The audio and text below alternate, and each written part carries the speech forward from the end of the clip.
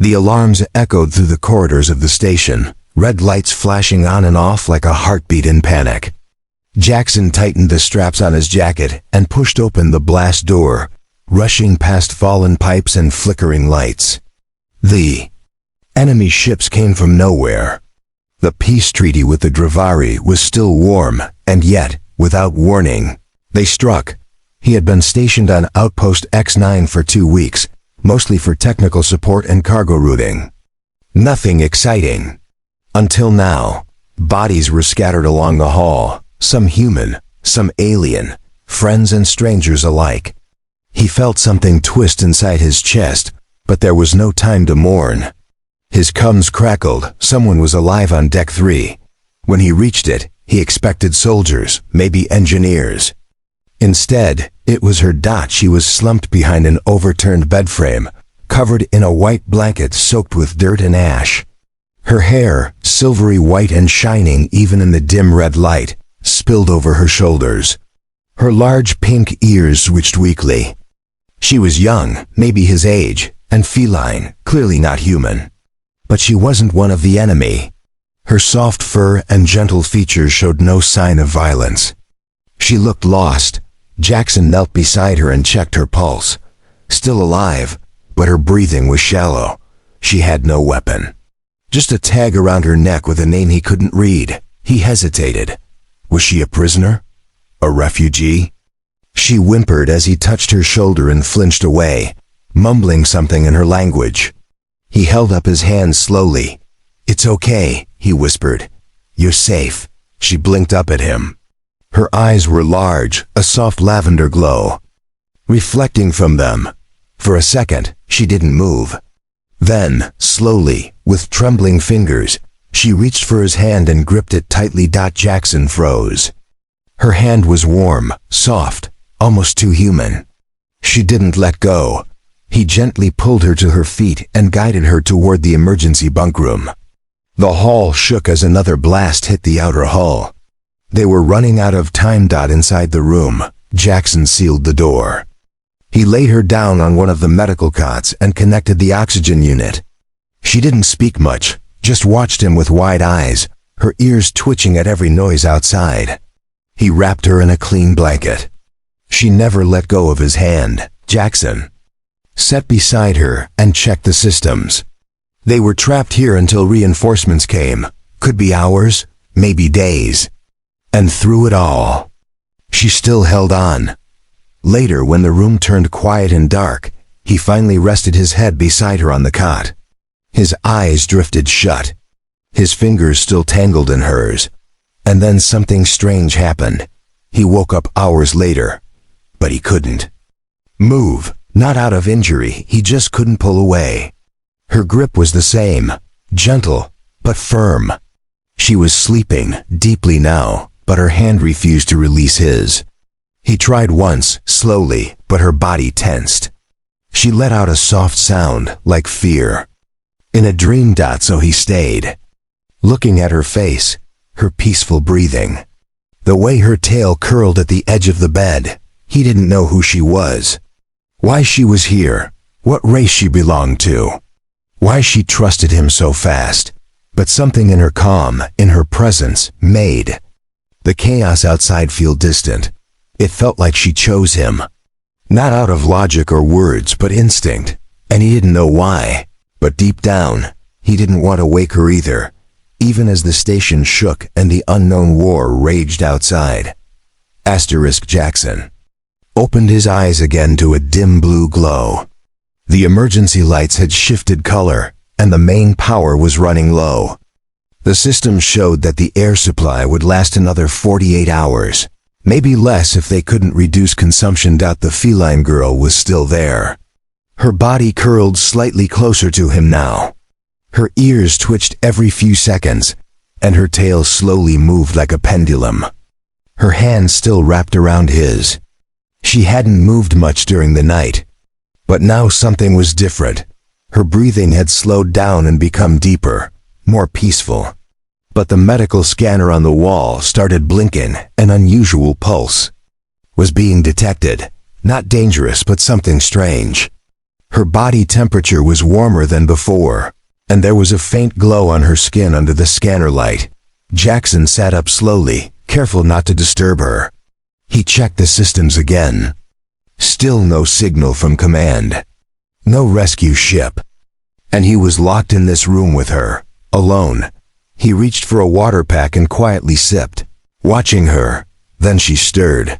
Her ears flicked sharply and her hand twitched.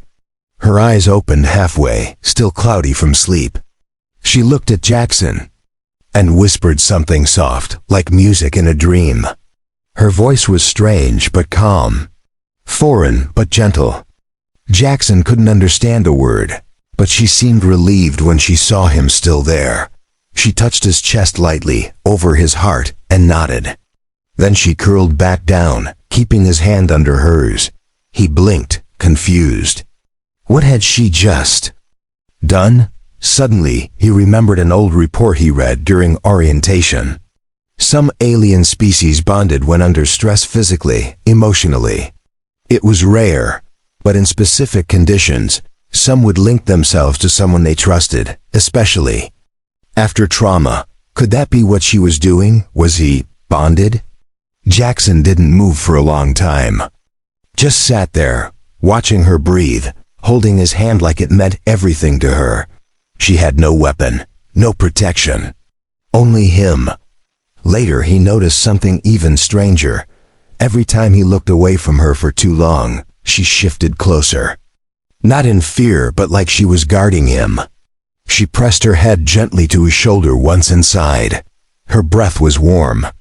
Her fur brushed his skin through the uniform. It made his chest feel tight, but not in a bad way. He found himself whispering things, even though she didn't understand. Who are you? Why me? No answer came. As the hours passed, he searched the room again and found a backup data slate. He loaded the alien translator and placed it near her. When she woke again, maybe he could ask her questions. Maybe she could explain. Maybe. A sudden thump shook the floor. Jackson jumped up. The girl gasped and clung to his arm, wide-eyed. He put a finger to her lips and motioned for her to stay still. Another thump. Closer this time. Something was moving in the hallway. Heavy boots. Not rescue. He drew his small plasma sidearm and aimed at the door. The girl stared at him, eyes full of fear, but her hand reached up and rested on his shoulder. She whispered something again, so soft, so scared. He nodded to her, then turned back to the door. The sound passed. Whoever it was kept walking. Silence returned, but now the air felt heavier. He sat back down slowly. The feline girl leaned against him, wrapping her tail loosely around his waist this time. She didn't say anything. But she didn't have to. Her body told the truth. She didn't want to be alone. And for the first time since the war began, Jackson realized. Neither did he. Time moved slowly in the sealed room.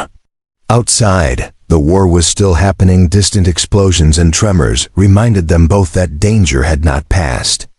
But inside, something else was happening. A quiet connection. Something wordless. Something real. The feline girl had not let go of Jackson's hand for more than a few seconds. Even when she dozed off, her fingers always searched for his. It was as if holding him was the only thing keeping her calm. Jackson studied her face as she slept again. Her silver hair fell over her cheek, and he gently moved it aside. Her ears twitched slightly at his touch, but she didn't wake. There was a strange comfort in her presence. He didn't even know her name. When she finally stirred again, he tapped the translator slate. "Can you understand me now?" he asked slowly. She looked at the screen, tilted her head, then blinked as words appeared. She pressed her finger on it and said something in her soft language. The device spoke in a robotic female voice. "Yes, I understand." Now, Jackson's eyes widened. "What's your name?" She hesitated, then slowly said, "Lyra." The name appeared on the slate with glowing letters. Jackson smiled a little. "Lyra, I'm Jackson." She nodded and repeated softly, "Jackson." For the first time, they truly looked at each other. Not just as two survivors, but as people. Lyra reached up and placed her hand against his chest again. "Heart, steady," she said. "Good." Jackson didn't know how to respond. He just nodded and smiled again. Something about her made him forget how tired he was, how scared he should be. She trusted him without question. And now he began to trust her too. They spent the next hour talking through the translator. Lyra told him she was a healer. She was not a soldier. She had been helping civilians on a nearby planet when the enemy attacked. Her shuttle was hit and crash-landed on the station. She was hiding ever since. Jackson told her about the station, about Earth, about the chaos outside. She listened. Carefully, her glowing eyes fixed on him, nodding slowly at each word. Then Lyra surprised him. She gently took his hand again, looked down at it, and said, "You are mine now?" Jackson blinked. "What?" The translator repeated her words. "You are mine now?" He stared at her. Was she joking? Was this a mistake in translation? But her face was serious, even a little nervous. She wasn't forcing it. She was asking, gently, almost like she was hoping he would say yes. "Why do you say that?" Jackson asked. Lyra touched her chest. "Felines, we bond. When in danger. When we choose trust, you are first one. I chose." Jackson swallowed hard. He didn't know what to say. Part of him wanted to laugh it off. Another part felt honored. Her voice was so soft. Her eyes so honest. She had trusted him from the first moment he found her. "Lyra," he said slowly, "I don't know what this bond means for your people, but I'm here. I'm not going anywhere." She smiled, really smiled for the first time. Her fangs barely showed, but it made her look even more gentle. She leaned her head against his shoulder. The room was silent again, but the silence felt different now. War still roared far away. But inside this sealed room, two souls had found each other. Then the alarm beeped. Jackson looked at the panel. The door was unlocking. Someone was overriding the seal. Lyra sat up fast, ears alert, claws gently out. Jackson raised his weapon. They both stared at the door. And waited. The door hissed and creaked, releasing a wave of cold air into the room. Jackson raised his sidearm and kept his body in front of Lyra, shielding her without a second thought. Her ears were flat now, her tail coiled tightly, and her hand gently gripped the back of his uniform. "Stay behind me," he whispered. Eyes locked on the door. Then it slid open fully. Two armored figures stood on the other side, human soldiers, weapons lowered but alert. Their armor bore the mark of the Earth Defense Corps. Jackson nearly dropped his weapon in relief. "Corporal Jackson?" one of them said, stepping forward. "You're alive?" Jackson nodded, breathing hard. "Yeah, barely. The station's a wreck. We've been trapped here for over a day." The soldier glanced past Jackson and froze when he saw Lyra. "Is that one of them?" Jackson stepped sideways, keeping between them. "She's not the enemy. Her name is Lyra. She's a healer. She was caught in the attack just like us." The second soldier, a taller man, narrowed his eyes. "And you're sleeping with her?" Jackson's voice turned cold. "She saved me as much as I saved her. She's under my protection." Lyra stood up slowly, still silent, her hands held open to show no threat. Her large violet eyes moved from one man to the other. Her body trembled slightly, but she stayed beside Jackson. The taller soldier raised his wrist unit. "Command's not going to like this." Jackson looked him straight in the eye. "I don't care what Command likes, she's coming with us." The first soldier lowered his weapon completely. "Fine. There are evac ships on Deck 1, but we've only secured part of the route. You'll need to move fast." Jackson nodded. He turned to Lyra and showed her the screen. "We go now. It's time to leave." She nodded quickly and clutched his hand again. Jackson didn't even flinch this time. He was used to it now. Her Touch was no longer a surprise, it was a comfort. They moved quickly through the broken corridors. Bodies lined the walls. Fire flickered from vents. Lyra looked around in silent horror, but she stayed focused on Jackson's steps. They passed a room with shattered glass, where a small alien child lay motionless. Lyra stopped suddenly, tears forming in her glowing eyes. Jackson turned to her. "Lyra, we have to go." But she didn't move. She knelt beside the child, placed her palm on its chest, and closed her eyes. A soft light glowed from her fingertips. The soldiers stepped back in shock. "What is she doing?"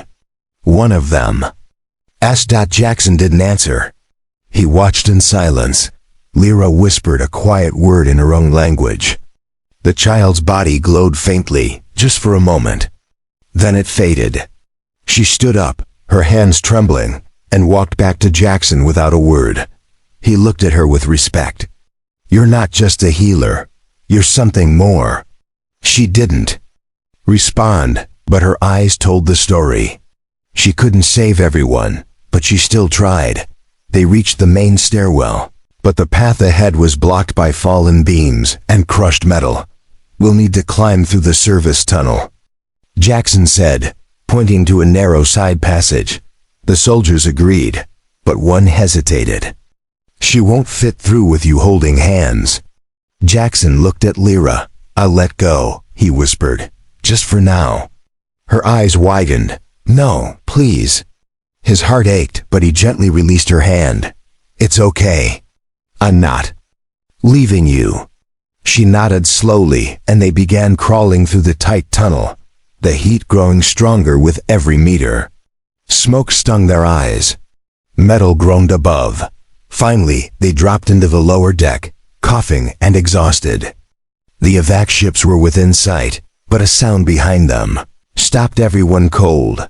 A shriek. Something had followed them, something alive, and it was not human. The shriek wasn't like anything Jackson had heard before.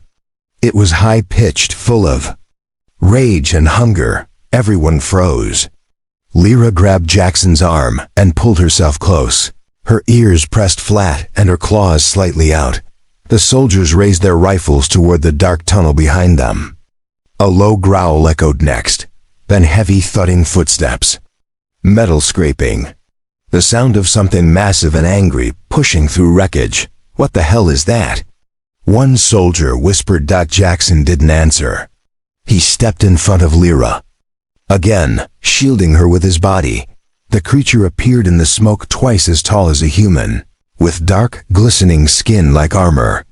Its 4 eyes glowed red, and its long arms scraped the walls as it dragged itself forward, sniffing the air like a predator locked on its prey. "Fall back."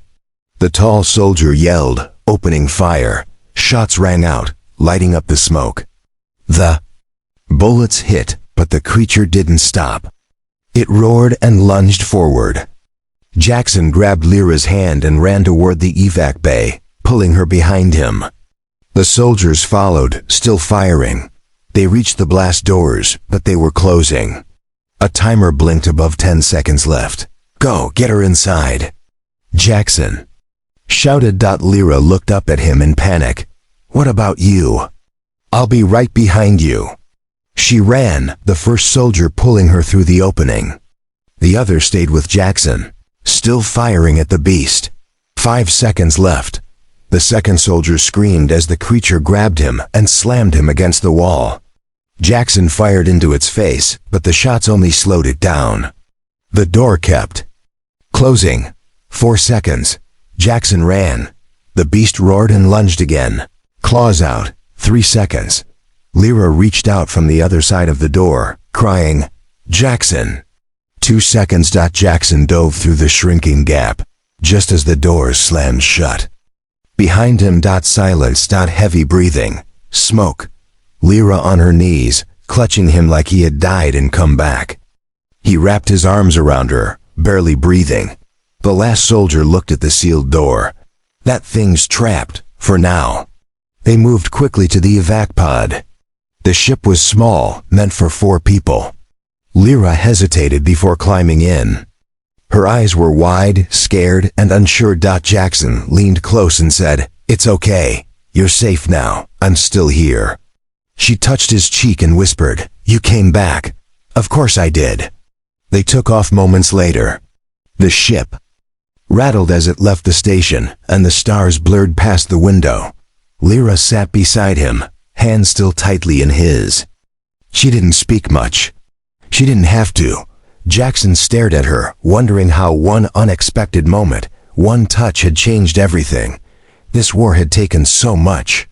But somehow it had given him something to or someone, and now he had to figure out what that meant, because as the evac ship floated into open space, Lyra slowly leaned her head against his shoulder and didn't let go.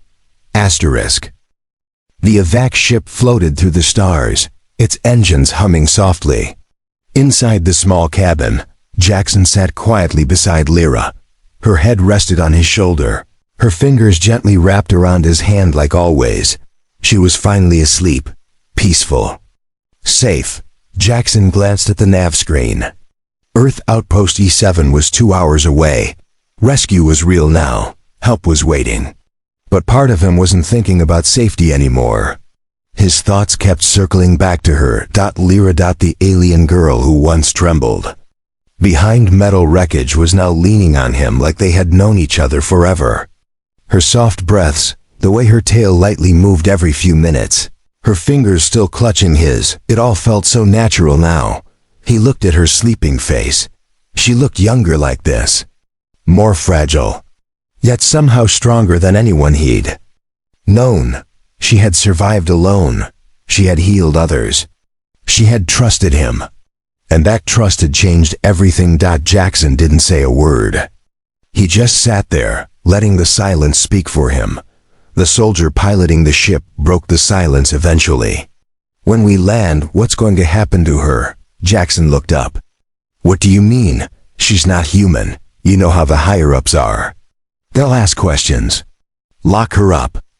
Maybe ship her back to her kind, if they can even find them." Jackson's jaw tightened. "She's not a threat. She saved lives. She deserves better. She bonded to you, didn't she?" The soldier asked quietly. Jackson paused, then nodded.